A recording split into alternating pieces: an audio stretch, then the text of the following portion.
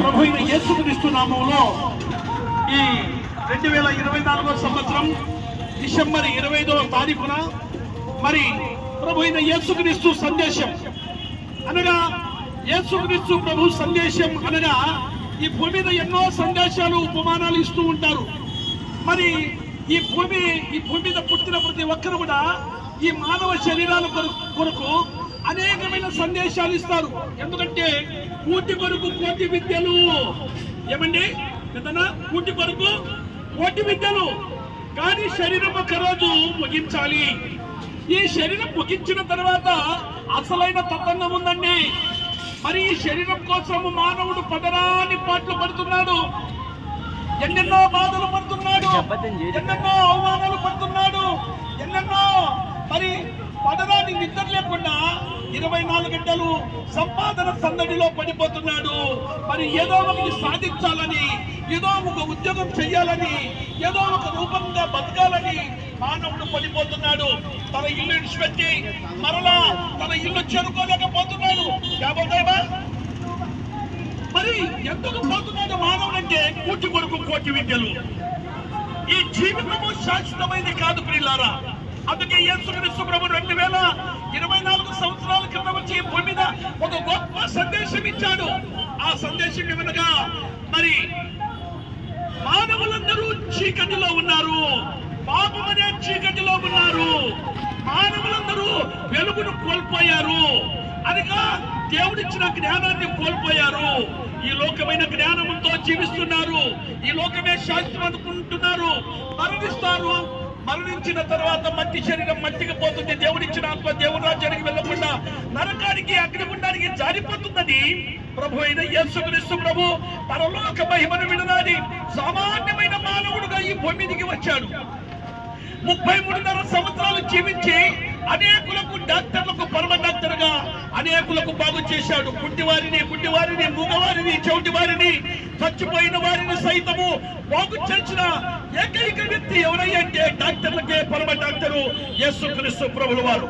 అటువంటి యేసుక్రీస్తు ప్రభు రాజులకు రాజై ఉండి, ప్రభులకు ప్రభువై ఉండి, సామాన్యమైన మానవుడుగా ఉండి ఈ మానవులందరూ నరకానికి అగ్నిగుండానికి జారిపోకుండా మానవులను కాపాడడానికి ఈ లోకానికి వచ్చాడు ఆయన.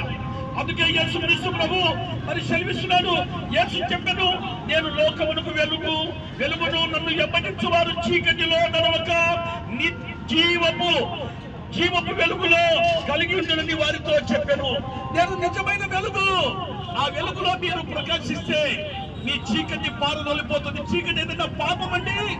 పాపము కంటి ద్వారా, పాపము నోటి ద్వారా, పాపము హృదయం ద్వారా, పాపము అంతరంగం ద్వారా, పాపము వ్యభిచారము, దొంగతనము, మోసము, అబద్ధాలు, ఇలాగ పాపము చేసి మానవుడు ఏమన్నా తీసుకొని పోతున్నాడయ్యా అంటే ఏమీ తీసుకొని పోవడం లేదు.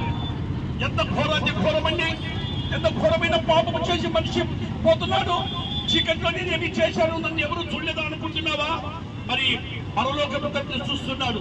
అందుకే నీ పాపానికి ప్రక్షాళన, నీ పాపానికి విడుదల, ఆ విడుదల చేయడానికే 2024 సంవత్సరాల క్రితము ఈ భూమి మీదికి వచ్చాడు ప్రభు అయిన యేసుక్రీస్తు.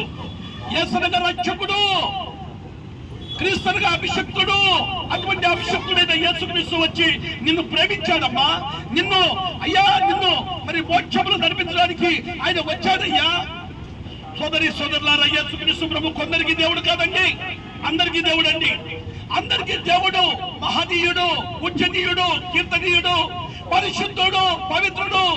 అటువంటి పరిశుద్ధుడైన దేవుడు తన పవిత్రమైన రక్తమును కార్చాడు శిలువ మీద.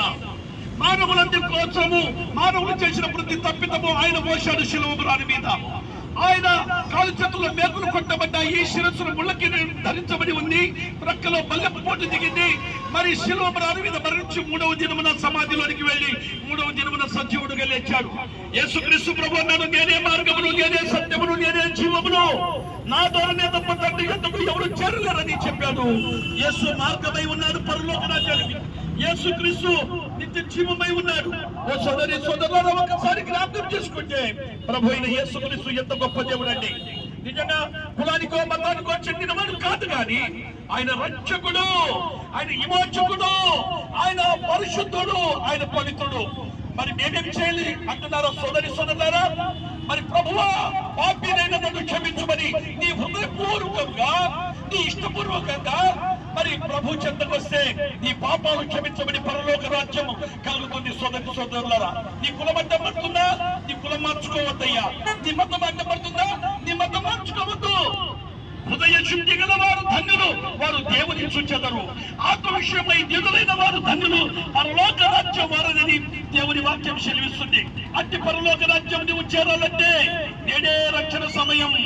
ఆలోచించిన నరకం ఉంది, అగ్నిగుండం ఉంది. ఇప్పుడు కానొచ్చిన మనిషి వచ్చేప్పటికి మనం ముందర ఉండలేదండి. ఏమి నీటి పుక్క లాంటి వాళ్ళము, ఎప్పుడు పట్టంటుందో తెలియదు. మనము గడ్డి పువ్వు లాంటి వాళ్ళము, ఎప్పుడు గాలి విచ్చగానే ఎప్పుడు వెళ్ళిపోతామో తెలియదు. అయితే సోదరి సోదరులారా, నీ కులం నీకు పరలోక రాజ్యం ఇవ్వదు, నీ మతం నరకం నుండి నిన్ను తప్పించదు. కానీ నీ హృదయంతో ప్రభు పాపినైనా నన్ను క్షమించబట్టే దేవుడు నిన్ను క్షమించి పరలోక రాజ్యం ఇస్తా అంటున్నాడు. మరి ఈ యొక్క మంచి మార్గం మీరు తెలుసుకొని మరి ప్రభువా పాపినైనా నన్ను క్షమించు ఏమన్నానంటే, ప్రభువా పాపినైనా నన్ను క్షమించు. ఒకటే రెండే మాట సోదరి సోదరులారా, ఈ లోకం మనది కాదు. మనం 60-70 సంవత్సరాలు బతికిన ఒక రోజు మనం ముగించుకోవాలి. ముగించుకున్న తర్వాత ఒక రాజ్యం ఉంది, ఒకటి స్వర్గము, ఒకటి నరకము. అటువంటి స్వర్గము రాజ్యములో చేరాలంటే యేసుక్రీస్తే మార్గం, యేసుక్రీస్తే సత్యము, యేసుక్రీస్తే నిత్య జీవమై ఉన్నాడు. ప్రభువును నమ్మితే నిత్య జీవము. ఏమనాలి బ్రదర్? ప్రభువా పాపినైనా నన్ను క్షమించు. మరి నేను చెప్తాను, చెప్పు. ప్రభువా పాపినైనా నన్ను క్షమించు నాయనా. దేవా నా కొరకు ఈ పరలోక రాజ్యానికి వచ్చావు. పరలోక రాజ్యానికి వచ్చావు. పరలోక రాజ్యం నుండి భూమి మీదకి వచ్చావు. దేవా నీ పరిశుద్ధమైన రక్తం చేత నన్ను కడుగు. నీ పరిశుద్ధమైన రక్తం నన్ను కడుగు నాయన. దేవా నా కుటుంబాన్ని కాపాడు. నన్ను కాపాడు. ఈ ప్రపంచాన్ని కూడా కాపాడు. యేసు నామములో నమ్ముతున్నాము తండ్రి. ఆమేన్. Thank you brother. ఇప్పుడు కూడా ప్రార్థన చేస్తాం. నీ పేరు శ్రీనివాస్. మరి ప్రియులారా, మరి విన్నారు కదా, ఏమి ధనం ఇవ్వాల్సిన లేదు, డబ్బులు ఇవ్వాల్సిన అవసరం లేదు. రెండే మాట, హృదయ శుద్ధి చేసుకుంటే చాలండి, ప్రభు మనకు తోడే ఉంటాడు. అతి కృప మీరందరూ మరి పొందుతారని ఈ వాక్య సందేశం, ఇదే క్రిస్మస్ సందేశం దేవుడు మనకి ఇచ్చిన గొప్ప కృప. మరి నాకేమిలే ఏదో వాళ్ళు వచ్చి చెప్తున్నారని అనుకోవద్దు. రేపు చదివిపోయిన తర్వాత మనకు 2 లోకాలు ఉన్నాయి. పుట్టి తెచ్చుకున్నాం ఈ లోకం ఉందని, మరణిస్తే 2 లోకాలు మనకు ఉన్నాయి. మనం చాలా సినిమాలు సీరియల్లు చూస్తున్నాం కదండి, అందులో కూడా వాళ్ళు స్వర్గం నరకం గురించి చూపిస్తారు, కానీ వెళ్ళే మార్గము తెలియదు. ఆ వెళ్ళే మార్గం ఏదయ్యా అంటే, ఆ వెళ్ళే మార్గం ఒకటే ఒకటి. యేసు చెప్పాను, నేనే మార్గమును, నేనే సత్యమును, నేనే నిత్య జీవమును అన్నాడు. నిత్య జీవం ఇచ్చే యేసుక్రీస్తును వెంబడిస్తే నీ కులము నీవు పక్కన పెట్టేసి నీ హృదయం మార్చుకుంటే హృదయ శుద్ధి గల వారు ధన్యులు, వారు దేవుని చూచెదరు. ప్రభువును నమ్మండి, నిత్య జీవాన్ని పొందండి.